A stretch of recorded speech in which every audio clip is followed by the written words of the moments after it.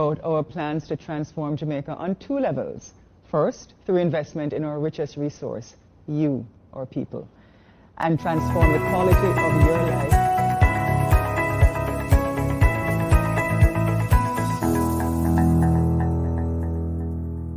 Jamaica built for you. I am Lisa Hanna, the Member of Parliament for South East Santan and Opposition Spokesperson on Foreign Affairs and Foreign Trade. With me today are Mark Golding and Damian Crawford. Mark Golding is an attorney, former investment banker, and the current opposition spokesman on justice.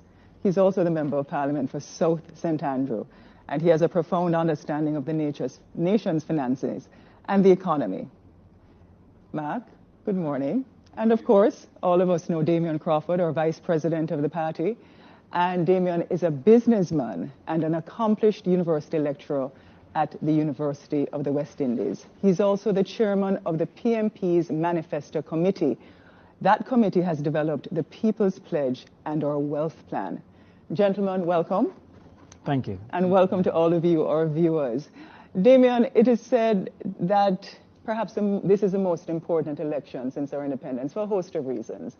The COVID issue, people being unemployed, and certainly positioning Jamaica in the world as a global competitor. Would you agree with this statement? Yes, I would agree with that statement as it relates to our lifetime. I'm sure within other people's lifetimes, there were also very, very important elections. But because of COVID, because of what's happening, because of the world and the direction the world is going in, it is important that Jamaica has a type of leadership that considers the people as a priority. We have had other leaderships that considered profit as a priority. However, we think that the people, in line with profit, but the people are the priority. And by extension, I believe it's a very important election. You know, there are a number of things that are affecting our Jamaican people, and in terms of our industries being shut down, remittances, in some instances along the coastline in my constituency, tourism, violence is up, murder is up. Tell us what plan that we, the People's National Party, have for the people of Jamaica. Expose a little, that's what we're discussing today. Well, one of the things that we would need is alternative methods of employment and economic activity. And so, as you said, tourism has fallen out. I wrote a paper saying 2021, but with the mismanagement of COVID, we're looking at 2022, 2023. In fact, the United States recently downgraded Jamaica's ranking and may actually further downgrade with the numbers that we're seeing. So in the manifesto, myself, the committee, Comrade Golding, we considered infrastructure, in particular water, as a central cog, and you'll speak to that some more. Housing, in particular construction of housing for labor and labor activity as a central cog of economic activity, and agriculture as a base of food security, but also for export within CARICOM and other activities. You see that represented well in the manifesto. But we also predicted some anxiety the people would be facing. Right. And so we looked, for example, at the teachers and how they are going to be having to spend on house preparation for homeschooling, in particular delivery of the homeschool material. And so we put in the manifesto $100,000 one-off grant for them to prepare for computer, for privacy, for internet access, comfortable chairs, etc. We saw where the nurses were scorned by taxi operators who understandably were afraid of the transmission of COVID. And so we put in the manifesto preparation for easier access to motor vehicle owners. So what you're saying is that our People's Pledge has something in there for every single sector. If you're a police officer, a taxi driver, a nurse, a teacher, there's a personal benefit plan for every single sector. Yes. Mark, you want to jump in and tell me a little bit about how you feel about the People's Pledge? Because as someone who I've worked with in cabinet before, I know your extensive knowledge on legislation and the understanding of the economy and what's necessary. Yes, well, thank you, Lisa. As spokesperson for finance and planning, I had to be involved in the review of the proposals that have been brought forward by Damian and his committee. I think he has been extremely creative and has sought to really address key issues that will impact each major sector.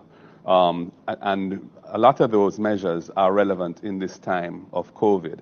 I would say that in terms of choosing a government to take the country forward, the last time that Jamaica was in a crisis was really after the whole incursion in Tivoli and the collapse of the IMF program under the Jamaica Labour Party government back in 2010, 2011. And the people turned to the PNP. And we turned the economy around. We put through some very important structural reforms to increase the tax base, Right. giving the country more fiscal space to reduce debt and invest in our people. That was done under the PNP. And now we're in another crisis where the economy is in deep recession.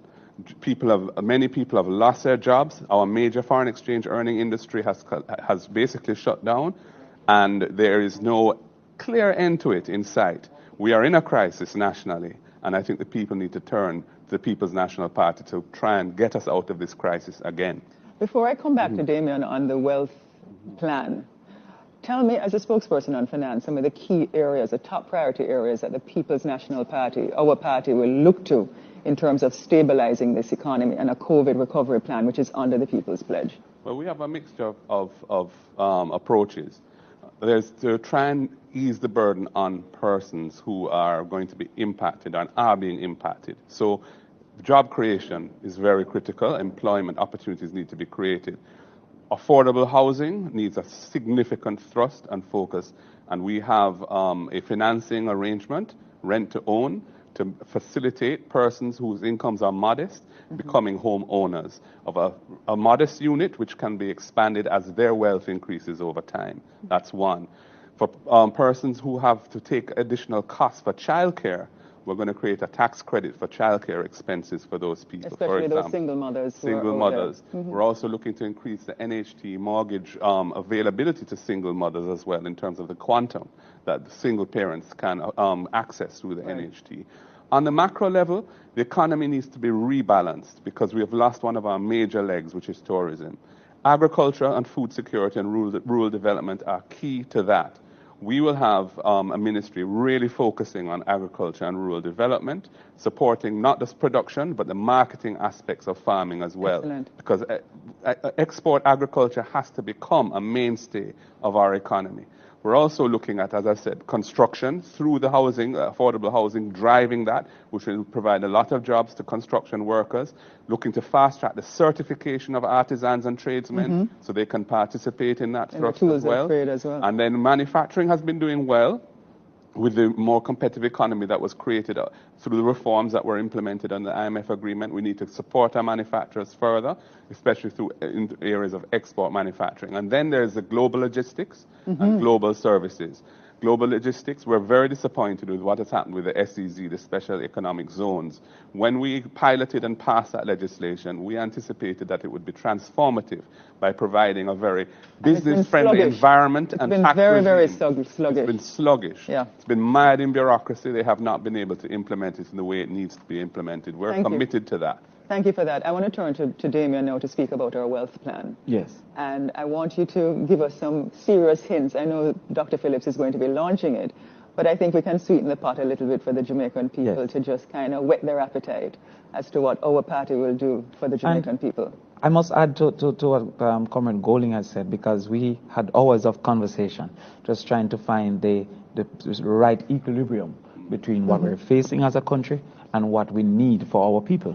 And he spoke to the assistance to childcare, just being able to claim, but also for houses, that we're putting a system in place that persons who are in difficulty, that the People's National Party will seek to extend the period from 3 months for bad debt to 2 years to bad debt by providing some guarantee for the interest portion.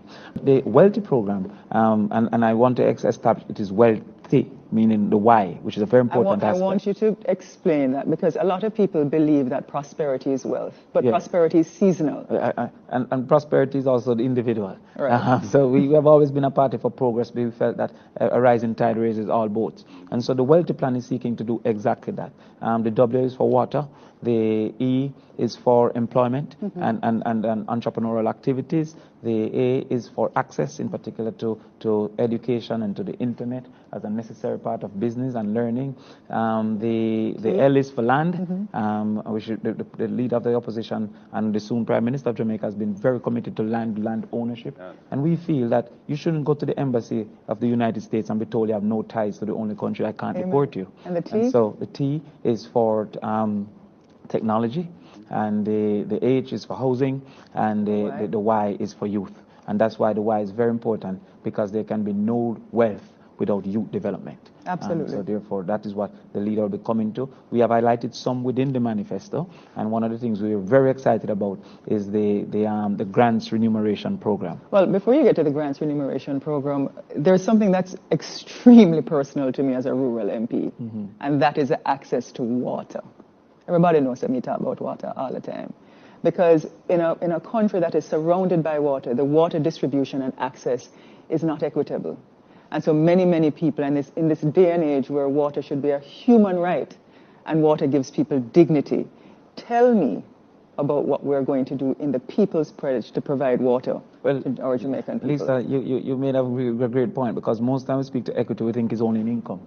And equity goes further than just income. In fact, equity in income is created by equity in other aspects. So when you look at equity in access to the internet, that helps to, we are seeing now a great disparity in education because of the lack of access to internet. But water, especially in COVID, which is a central part, cleanliness is a central part of the fight against COVID. We have seen not only in the rural, but in some of our inner city communities, that there is an inequity in water. The People's National Party is committing firstly to having 300 community water projects. So therefore, 300 communities will benefit from community water projects. We have 4 major projects, and the other part, which I'll not announce until the leader speaks, is to ensure the affordability of the water resource, because the access without affordability is inaccess in the same breath. You know, Lisa, the People's National Party in the Patterson era really focused on infrastructure, in particular roads, Highway 2000, and then the North-South link, which under Portia Simpson Miller, that was done, the North Coast Highway, and so on. Going forward, water has to be the main infrastructure focus, because it is, as you said, a human right. Rural populations suffer from lack of water. Urban populations suffer from lack of water. Right now in my constituency, every day that I go there, persons are bawling, they don't have water, they don't have water. I thank God that the NWC has tried to be responsive, but there needs to be significant attention and investment in the improvement of the distribution of water from the North Coast to the South Coast, and having everything linked so that we have a system where the water resources that we have can be shared equitably across all people. Because the problem that we have is not the availability of water. The problem is a poor distribution of water that is inadequate. And so I think all of us, and I can say to you generally and personally to the Jamaican people, that the People's Pledge is going to provide access to water. And I'm excited about that. Truly excited about Lisa, it. Mark has been clear. But I want to even go further, because when we talk about agriculture as a central plank of building the economy, and I think both of you know my interest in agriculture, and the fact that the sector of small farmers is about 200,000 Jamaicans. And if we fix their livelihood, I believe we can also fix the economy. We have a water plan as well in the People's Pledge for irrigation. Indeed. So why don't you speak to that? Yes, and Mark has highlighted that the PMP was very successful in implementing road infrastructure. In fact, we should add that all of the road projects, the carpet of which they speak, all those plans were conceptualized and the financing was arranged under the People's National Party. In our manifesto for the 2016 election, all of those projects were mentioned specifically as things that were ready to roll. So for the JLP to claim them, yes, they executed, and we give them credit for that, but they didn't conceptualize, they didn't reap, they just sowed. Yes, yeah. Well, they reaped, they didn't sow. Other way around. Go back to the wells. There are a lot of untapped wells, especially in the rural areas, that need to be tapped into and need to be started. So you have situations across the country, and I know we have plans to develop over 100 wells. I want you to speak to that. And then, Mark, I want you to speak to, because many people might be watching and saying, boy, PMP just attack because they can't finance it. And I know in terms of what our priorities are, especially with the masses of the people, we have found a way to finance this. Well, history is important, and that is a point that Mark has been making, and I've been trying to concretize, that the PMP has been good at infrastructure implementation and superstructure implementation. What we're doing now is to prioritize water, because PJ Patterson indicated the road to development was the development of roads. The road to safety and health is the development of water. And so our new priority, having conquered the Highway 2000. And Mark states that even though they seek to claim 3 miles, 3 miles cannot compare to Highway 2000. So when I hear the conversation that the Jamaica Labour Party is good at infrastructure because they did 3 miles, we did Highway 2000. Yeah. So, I mean, we did North-South Highway. So we're way ahead in that. But yes, if we're going to be having agriculture as a competitive space, especially within CARICOM, there needs to be a investment in water supply, which is a natural and necessary part of the agricultural boom. You see? And so therefore, the water situation also helps to divert.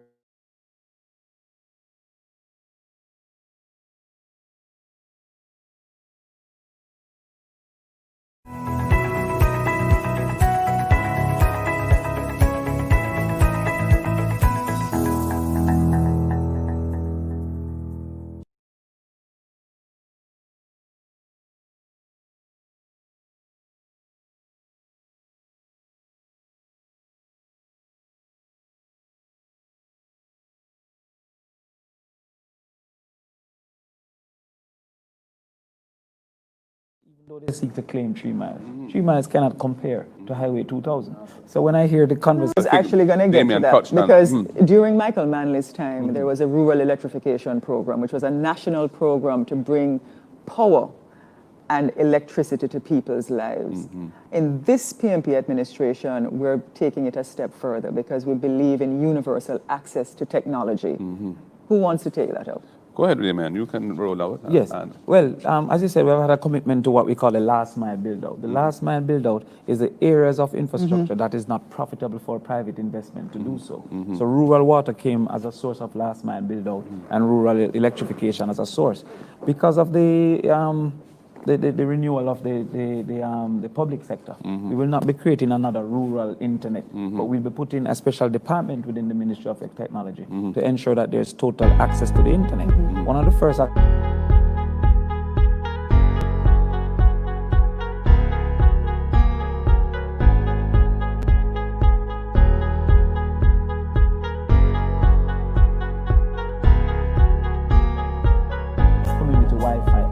That's critical. And that is speak to the rural areas for me as well, because a lot of times, especially during this last,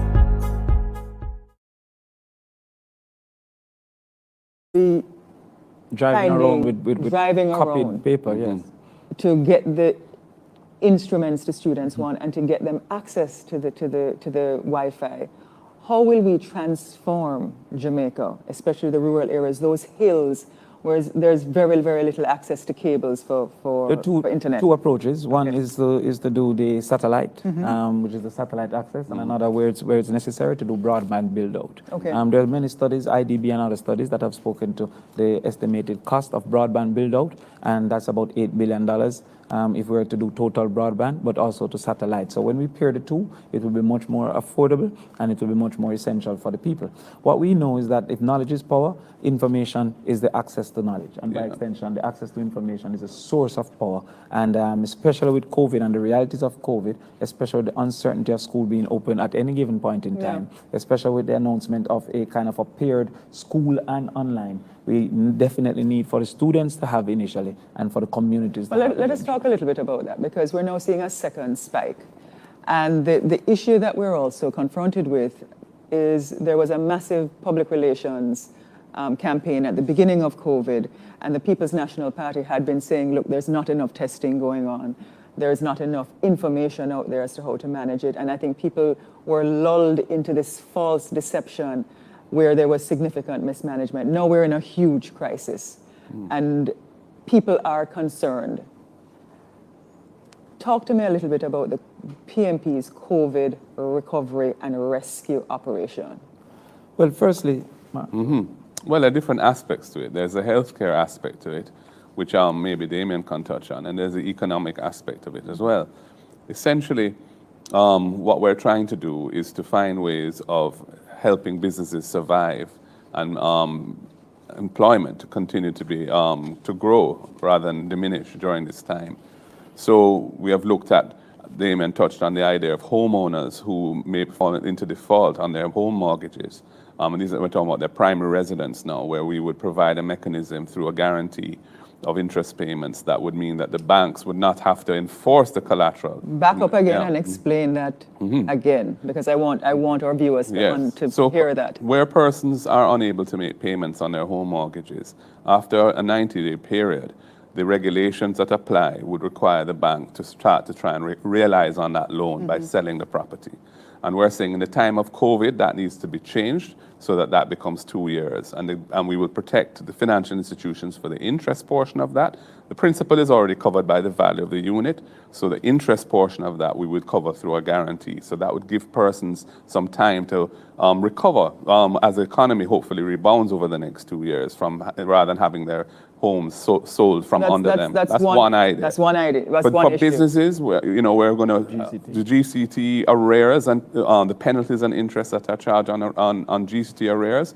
We'll be providing a break on that, so that businesses will not incur those additional hits to their cash flow and their liabilities while they're trying to make it through the present the crisis. We have, as I've said, the whole construction of affordable housing and partnering with private developers and the NHT and pension funds to finance a very substantial build out over the next 5 years annually. I mean, we have a stretch target of 130,000 units. I mean, that's a really ambitious target, but we're going to try and get as close to that as we can over the next 5 years in terms of affordable housing with the rent-to-own structure, which makes it financeable for individuals with very modest incomes. And when you say modest incomes, break that down. That is a housekeeper attendant at a hotel. Yes. That is a construction worker who is probably a little mason. That is a plumber who have to, get a little 2-day work or 3-day work or something on a. And the person on a hustle. What the rent to buy do, Lisa, is to establish before ownership a trend of payment. And so therefore it reduces the concept that you have to have upfront proof that I have all this money available. Because over three years, you have established a trend of payment. Over 2 years, you established a trend of payment in the rent portion that becomes the mortgage. Right. But as Mark has said, we have never heard in our lifetime a reservation of household units for security. And young people, students can also. 35,000. A person just leaving school is often caught in the quicksand of paying rent of 70,000, 50,000, and by extension never owns a home. And so if he can immediately move that rent into a mortgage, that will generate great demand, but also great assistance. Gentlemen, so under the post-COVID recovery, we have the business persons in terms of some leniency on the GCT payments. We have our residential homeowners who will get a break on their mortgage. We'll have the rent to buy and giving an ease on persons. The unemployed, the teachers, the home modification grant for teachers. Talk to me about the universal access to healthcare now. Well, for some time, there has been talk and thought going on about trying to create a universal health insurance plan for the country. I mean, we see where the cost of healthcare is completely debilitating for persons who can't afford when they get hit by some unforeseen health challenge. Kidney dialysis. So the truth is, I mean, in Jamaica today, if you're poor, you better be healthy, because if you get sick, you're in real problems. So we really need to address that. And the idea of free healthcare really is a sham, because when you get sick and you need the drugs, you can't typically get them other than going to buy them from some private. Well, I know that well, because and you probably know it well as well, because for the 3 terms that I've been a member of Parliament, the majority of persons come to me asking for help for CT scans, kidney dialysis, chemotherapy, and it can generally wipe you out. Now, Mark and Damien, there are going to be the skeptics out there. There are going to be the people that say, well, all politicians do and the PNP do is promise, and them can't back it up and fund it. I know we can fund it because we've identified the funds, but I want you to speak to what our priorities are and how we will organize our estimates of expenditure to make sure we put the people first. Yeah. Well, as finance minister, my role is to ensure that we can finance it without undue stress, jeopardizing the fiscal accounts of the country and the hard work and sacrifice that has been made over the last 7 years. So we realize that in terms of the rollout of this, we'll have to be mindful of the current fiscal situation that we're in, which is very dire. So I don't want to be pretending that that doesn't exist, because it does. And that is why we'll be prioritizing the things that will have the biggest impact in terms of trying to ease the pressure of COVID on persons and the pressure on the economy of COVID. When we get restored to more normal times, we will be able to continue to roll out some of the other things that we have in mind. We have basically said, look, if you look at the composition of the expenditure budget of the country, you have an amount that is there for debt service, which is interest and principal. We have an amount that is there for salaries. And the rest is primarily projects and programs. Yeah, what we could say. And what we have said is when we cost out our program, we're looking at between 25 and 30% of the discretionary budget is what it amounts to. And that is really a question of how a government prioritizes what it wants to do. We have identified what we think should be the priorities at this time: to transform the lives of our people, to give them dignity at home, to strengthen the economy and make it more resilient. What COVID has showed up is a lack of resilience in the Jamaican economy. We have been projected by UNCTAD as being probably the worst hit by COVID in the world. We need to address some of those things. And it's the investments that need to be made to do that are what we will be prioritizing. And Mark has made a fundamental point. Affordability is based not only on the amount it costs, but on the amount available. The discretionary funds is what's available, and the cost we're targeting is 30% of what's available. So what the Jamaica Labour Party's priorities were doesn't constrain us to put what our priorities are. Absolutely. And our priorities are the people at the center of development, because there's no nation without people. As he said, COVID has proven that in a week, many needed $10,000. Yeah. Many are going home hoping that God is their only doctor. Many times when you go for healthcare, you're told to go and pay privately for the diagnostic services that are. And some people just didn't have the 2 weeks pay to even buy food. To buy food to store, for storage. Store. And so therefore we feel that a systematic change is needed once again. And you say some people are not believing, but remember that the People's National Party took this country in 1989 with 30% poverty.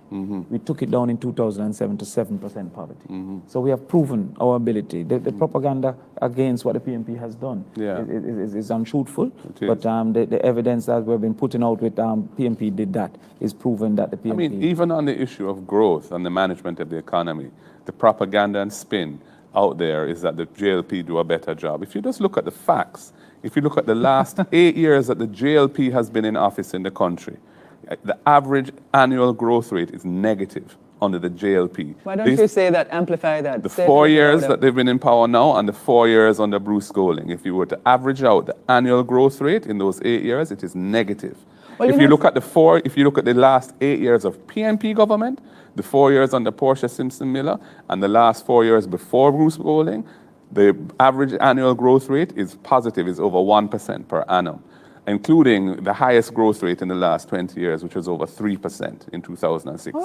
So this is a complete lie to say that the PNP can't manage the economy. After it was wrecked and the IMF agreement was put onto the reef under the Bruce Golding administration, it was the PNP under Portia Simpson Miller with Dr. Peter Phillips as finance minister that implemented the structural reform. As a minister of justice? Yeah, well, my role was really to ensure that the structural benchmarks were met on a timely basis. I was there, I remember. By all the legislation that the IMF required us to do. But it was very hard work. But the truth is that it has set Jamaica in very good stead. It has increased the fiscal space. What does that mean?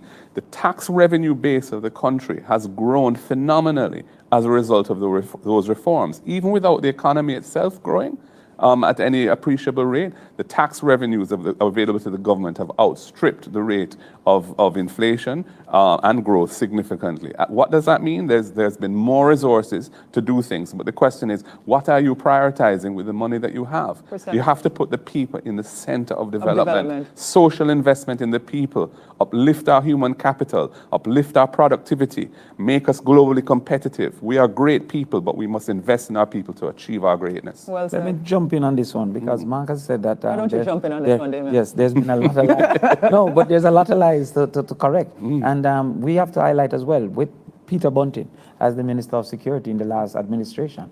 The worst year of the PMP's administration as it relates to murder has been better than the best year in this last 4 years as it relates to murder. Yeah. We didn't have the $20 billion for investment, and we didn't use states of emergency and ZOZOs to suppress the rights of the people. Yeah. And we performed better. Yet in polls, people are suggesting that they perceive with the PR that the Jamaica Labour Party has been better. Yeah. Now, look at COVID as well, with access to persons like Dayton Campbell, with persons like Maurice Guy, with persons like Shane Alexis, with persons like Winston Delahaye. Those are actual medical doctors who will outperform Christopherton, who me and him used to teach marketing at you. Hold on a second. So, that is Damien, he's very good at marketing. Yes. I'm asking you a fundamental. I'm asking you both a fundamental question now, and I want you to speak directly to the people. Our team beats the Jamaica Labour Party team street and lane. Our second and third tier leadership of the PMP not only is competent, intelligent, we have experience, we have delivered. Why do you believe that the public relations of the Jamaica Labour Party has been able to lull the Jamaican people to believe that they're better managers than the People's National Party? Well, part of it is the misuse of government resources to fund political activities. There's a difference between the game of politics and the business of government. The Jamaica Labour Party has removed that line totally by putting the game of politics at the center of the business of government. And so the GIS, etc., has been pushing political lines more so. I mean, if you look at the COVID updates, we're focusing on Andrew Holness's page and Christopherton's page, not the Ministry of Health's page, because they have centered this whole thing around their own image and their own development of their own image. And there have been, in my opinion, two underhanded activities of just seeking to promote self and to promote lies. Sometimes it's difficult for even me to debate. I'm worried for Mark on the debate because sometimes they say things so outlandish you don't know how to respond. so untruthful that you can't believe. And you say about the competence, just look at our debating team. We could have fielded 5 other debating teams that would have put the JLP debating team at 6th. So therefore, the People's National Party's total competence is greater, but the leader's competence is greater. The evidence, Andrew Holness had a ministry, the Ministry of Education.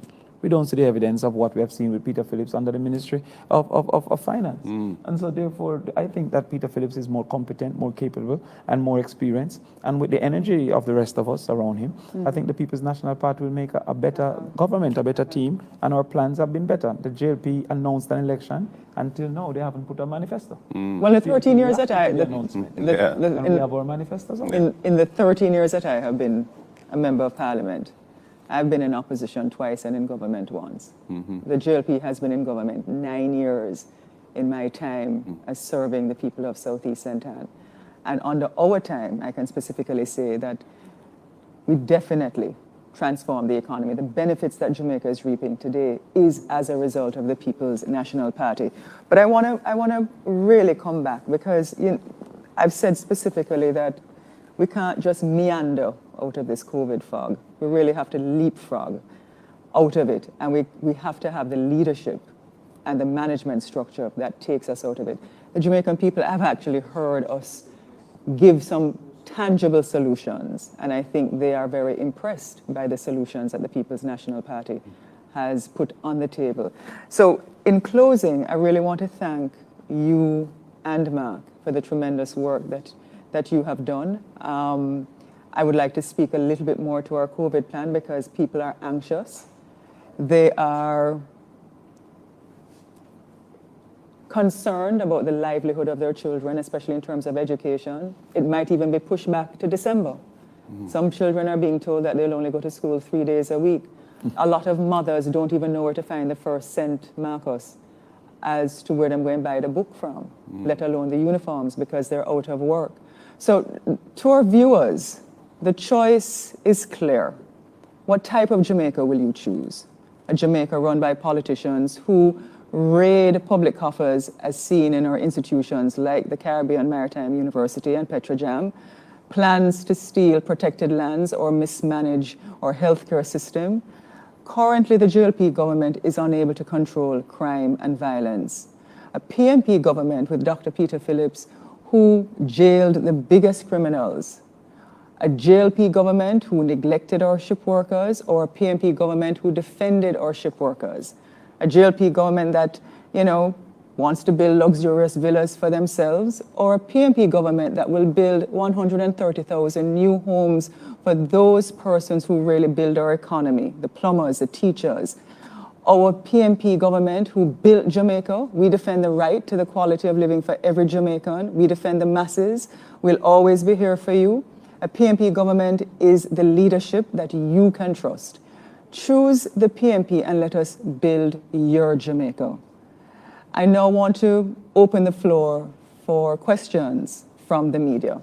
Gentlemen, the media is going to now ask us some questions, and I really want us to take the time to answer those. But I think we've been using our time. We're just waiting on them to come through now.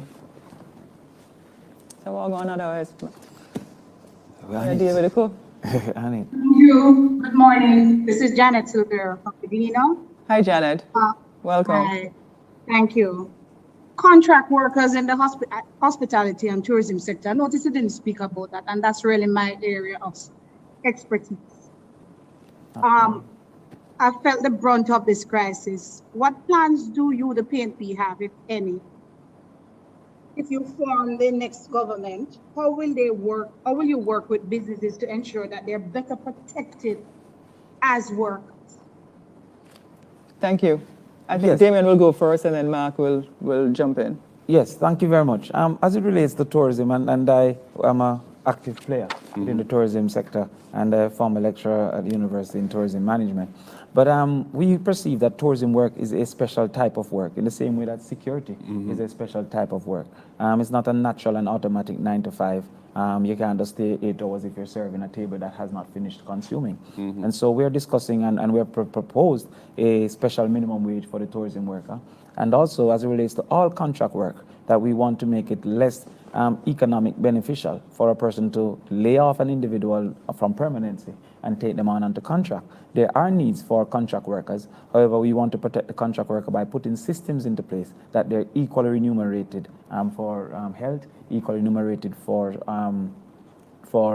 being let off, equally remunerated for time off within the period that they're on contract. So we don't want it to be perceived that the PNP is seeking to remove the concept of contract, which for seasonal businesses, etc., can be very necessary. But we will be changing our laws to ensure that they're protected and remunerated to equal levels. Yeah. I mean, basically, we're committed to the principle that a worker, regardless of the legal form of their contract, must have the basic package of benefits that have been hard fought for and won over many, many years of struggle.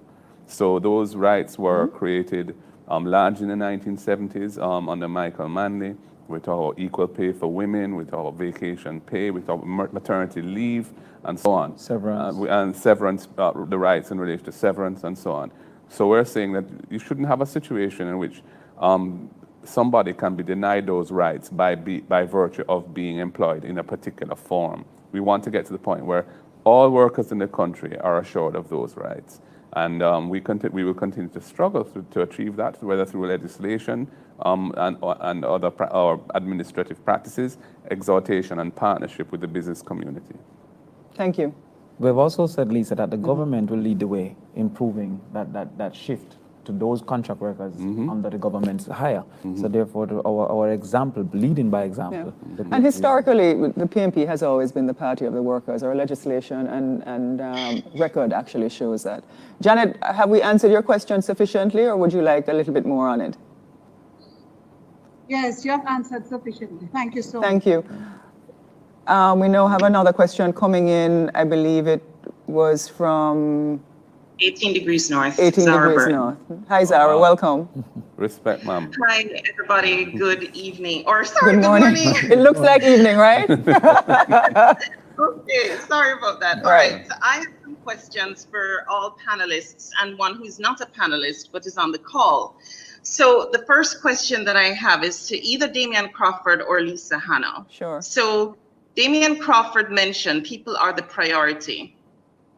If people are the priority and we're seeing COVID-19 spikes, why aren't you calling for a postponement of the election? We have doctors in your party as well that are warning of spikes, but not actually calling for, not calling for a postponement. So the question is, how do you reconcile being people focused but not calling for a postponement, since as we know with all these different groupings that facilitates more COVID spread? So that's one question, and if I could ask them piecemeal, I would appreciate it. Well, I'll just make one point, if I may, on that.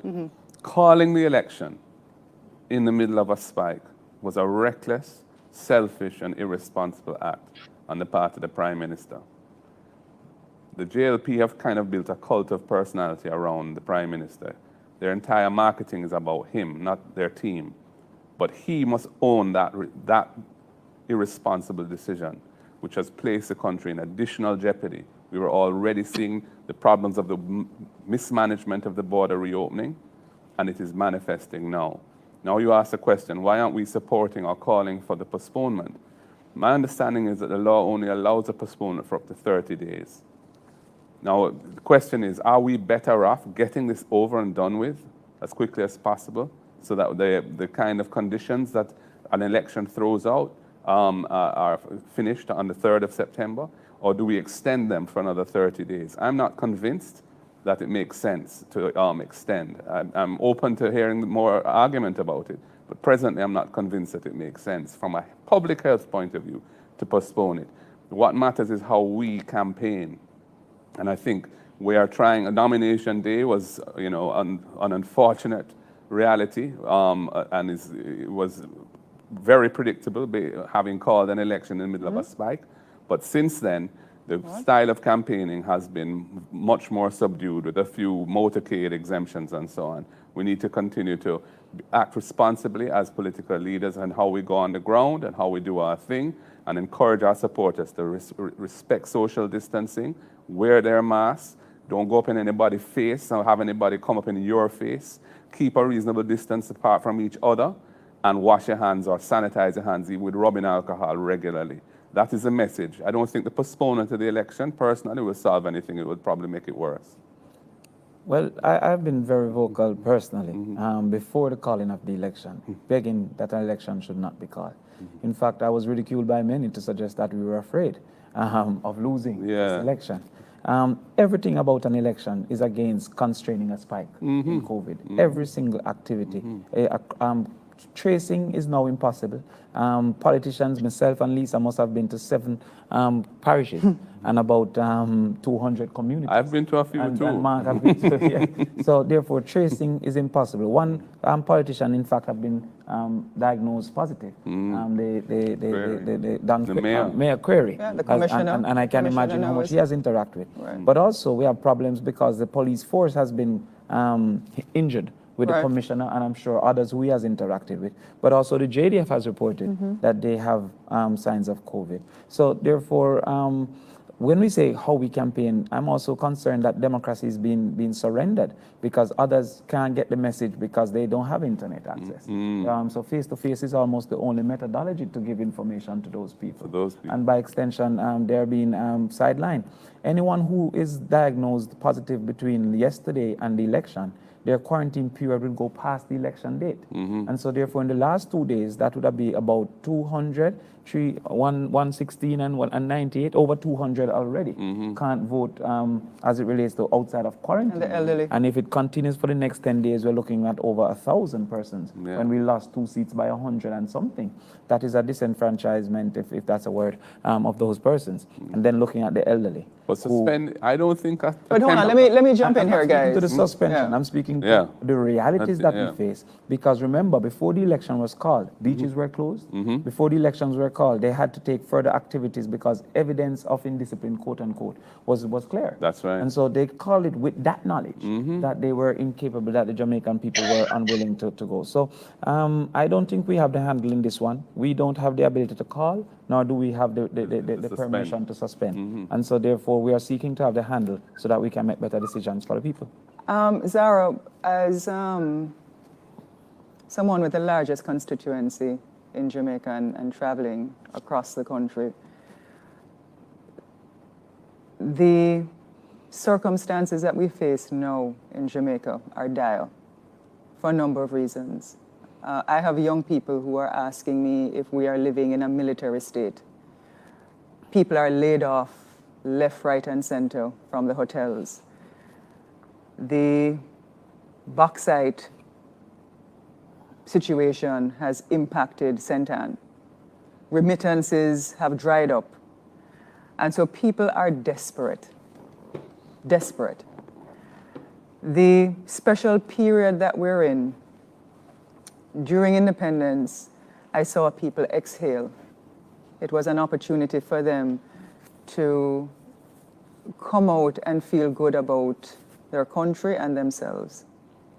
I understand that people are very, very concerned that there appears to be a significant double standard as to how politicians conduct themselves, especially with nomination day, and how the entertainment industry has been bludgeoned by the government to say that it is perhaps their fault in terms of the spike. And that is unfortunate because the entertainment industry have to eat too. It's just a straight fact. I am concerned because I have a lot of elderly people who live in my constituency who want to vote. We are essentially 10 days, 9 days away from an election.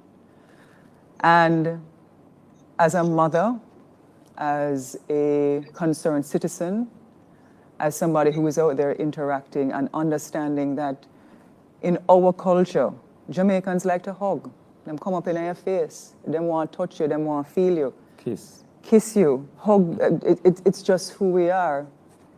I don't know, as Mark says, he knows the legal ramifications and it's a 30-day issue. Parliament has been dissolved.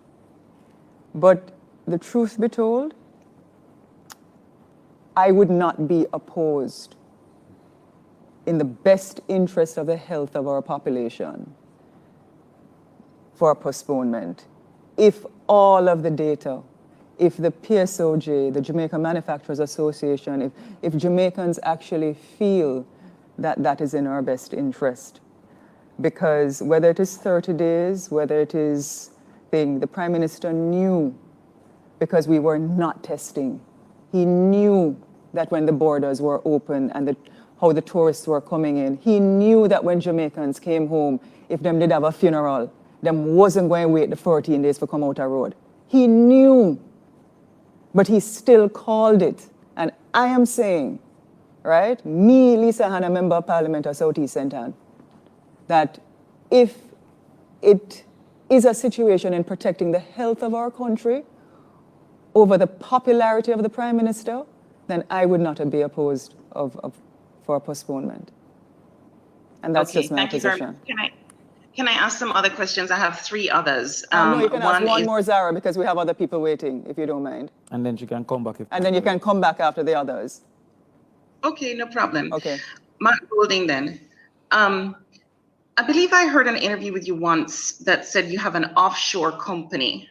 And I believe it was said, again, correct me if I'm wrong, okay, I'm just telling you what I remember hearing, that it was something inherited from, I think, your father or something like that. And we know offshore companies by design allow for tax avoidance. Canute Thompson recently came out and said there were 6 steps that he thought were needed for the elimination of public corruption. No legislator can be a majority shareholder or owner of a company overseas. That was one, right? Now, if you become finance minister, would you support that position by Canute Thompson? In other words, if you still have this, or if I heard wrong, please again correct me, get rid of this offshore company because, and then another question, are you paying your fair share? No, it's one question, Zara, go ahead. It's the same. Okay, so it's a 1A, 1B. Fair share of taxes, Mr. Golding. Sorry, I didn't hear the last part about taxes. I didn't hear the last. By the very nature, offshore companies, as we know, are designed to avoid some taxes. And I'm saying the question then tied into all of this is, are you paying your fair share of taxes if you're not in a position to support what Canute Thompson is saying? Right. Well, the company that I was referring to then was a company that was established by my father. He had inherited certain assets. My father didn't come from Jamaica. He was from the United Kingdom. And he had inherited some assets which were held in a company outside Jamaica. So those are not assets that originated out of my income. Those are assets that he had acquired actually when he was his mother died when he was 2. And his family had given him some assets at that time in trust for him. And and that is really what that company is about. In terms of Canute's recommendation, I think that if it's appropriate that persons who have offshore companies and who are in public life should make arrangements to bring them onshore. I think that makes sense to me, and I think that is the legislation that needs to be passed to enable that. Was tabled originally, and then they didn't pursue it. It was tabled by this government. We had worked on it before. I went through legislation committee when I was Minister of Justice at the time. They eventually tabled it. There were a number of problems with it in the way they tabled it. I pointed those out to Minister Vaz. They have actually retabled a completely new bill, which I've given them some comments on, and I would like to see that passed because that will enable persons who are minded to bring back onshore companies that they may have established for whatever reasons. Because, for example, some persons may have set up those arrangements a long time ago when they were not in public life, and now when they are in public life, if they want to bring them back, those companies onshore, there should be a mechanism to facilitate that. Okay. And I pay the taxes that I'm supposed to pay every year. My accountant files my returns, and I declare my income, and I pay the taxes that I'm supposed to pay. Big up yourself, Mark. Next question.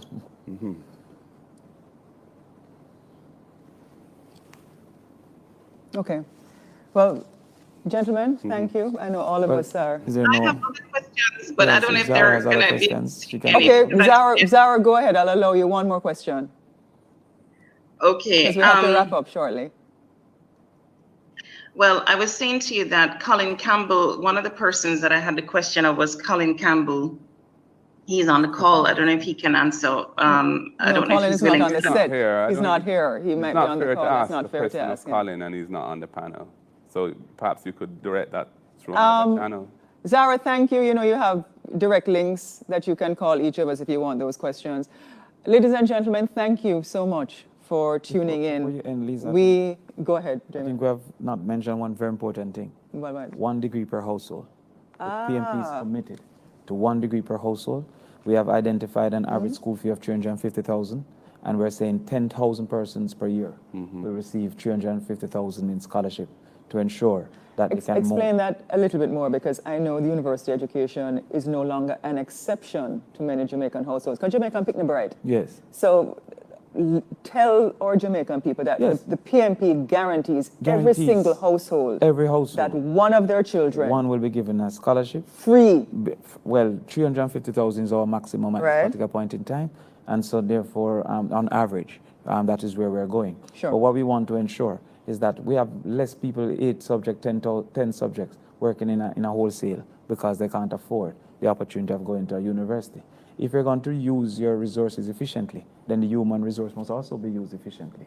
We must use our capital resources efficiently. We must use our natural resources efficiently. But most importantly, we must not have a doctor capacity being in a wholesale. And so therefore, the persons who are in Arnett Gardens, the persons who are down in rural St. Anne, the persons in St. Thomas, who have seen many move towards negative activity because we spend 20 billion on fighting the bad guy. Because they're frustrated because their parents probably don't have it. Yeah.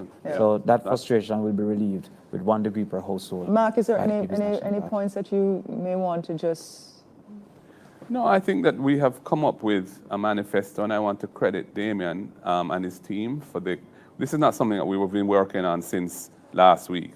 We have been working on this for nearly a year. Yeah, since this. And he's done extensive consultations to try and make sure that each of the main stakeholder groups in the society that we understand their burning needs, and we have come up with something that will appeal to them and that resonates because it's what they need to see happen.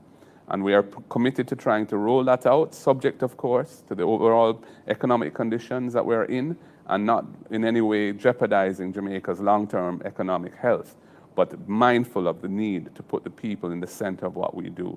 We are the people's national party. Amen to that. I'm really proud of my team. I'm proud to be a part of the People's National Party. Mark, I want to wish you all the best in the debate. Just go mash it up. Yeah. And then when we can get back on the road, Damon, you know, so me and you a long time. Yeah. I paddle the rivers and valleys of Jamaica. Ladies and gentlemen, thank you for joining us. You will see most of us on the hustlings. You will see the People's Pledge. Please look out for our party leader, Dr. Peter Phillips, when he presents our wealthy plan that enlists and gives to you a host of policy proposals and programs to make you wealthy and to build up your life. So we are the party that built Jamaica and will build your Jamaica. Thanks for joining us. I'm Lisa Hanna, the Member of Parliament for South East Santana and the Opposition Spokesperson on Foreign Affairs and Foreign Trade. Thank you, Damien. Thank you, Mark. Thank you, Lisa. Put your X beside the head. Vote PNP. Come on.